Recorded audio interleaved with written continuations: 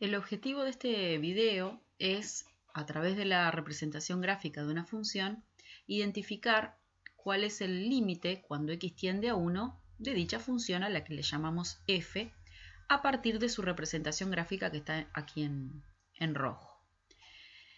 Entonces, la idea para eso es identificar, también a partir del gráfico, cuál es el límite cuando x tiende a 1 por la derecha de esta función y cuál es el límite cuando x tiende a 1 por la izquierda.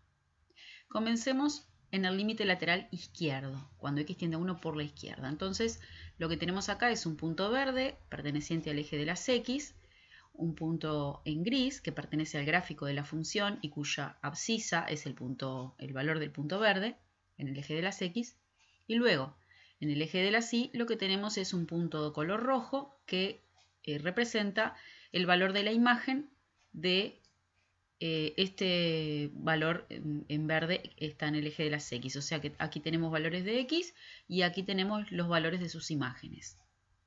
Entonces la idea es ir moviendo este punto verde hacia la izquierda del 1, porque queremos conocer el límite cuando x tiende a 1 por la izquierda. Entonces me voy a ir acercando, el foco de mi atención tiene que estar puesto en los alrededores del 1, concretamente a la izquierda del 1. Entonces me voy a ir acercando al 1 por la izquierda.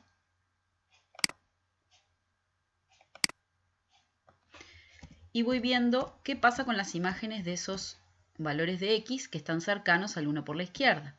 Es decir, tengo que observar qué pasa con el punto rojo.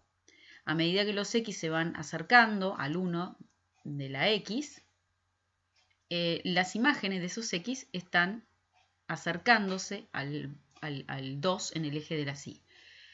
Eso lo podemos traducir en términos de límites diciendo que el límite cuando x tiende a 1 por la izquierda de esta función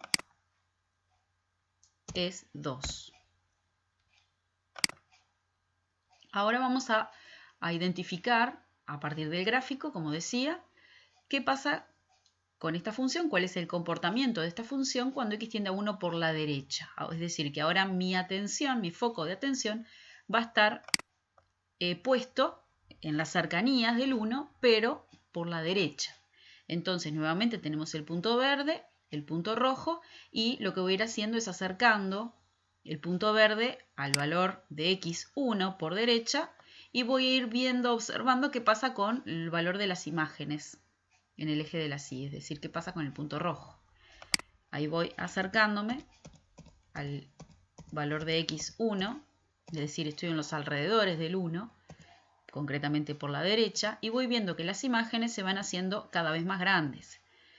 ¿Ah? A medida que voy acercándome al 1 por la derecha, las imágenes se están haciendo cada vez más grandes al punto, van creciendo sin cota, al punto que el punto rojo desaparece de la pantalla. Pero podemos ir observando acá, es que mientras el valor de x es próximo al 1, el valor de y va creciendo sin cota. Y eso lo puedo seguir verificando, que cuanto más cerca del 1 esté por la derecha, sus imágenes, los valores de x cercanos, de esos valores de x cercanos a 1, van a hacerse cada vez más grandes, van a ir creciendo, aumentando sin cota. ¿Eso qué quiere decir? Que el límite cuando x tiende a 1 por la derecha es más infinito.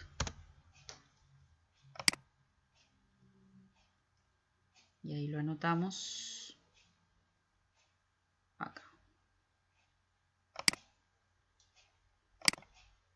Ahora, ¿qué sucede con el límite cuando x tiende a 1 de la función si los límites laterales son diferentes, como es este caso? Bueno, vamos a decir que este límite no existe.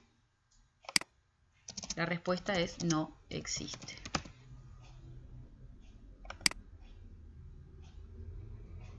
Recuerden que cuando nosotros trabajamos con el concepto de límite, no nos interesa saber qué sucede cuando x vale 1, es decir, cuando el punto verde está en el 1 concretamente, no nos interesa saber, sino que nos interesa estudiar el comportamiento de la función en los alrededores del 1. Alrededor del 1, cualquier valor de x cercano, pero no nos interesa saber qué pasa en 1, es decir, no me interesa saber si hay imagen, si no hay imagen, no tiene nada que ver, son cuestiones totalmente independientes.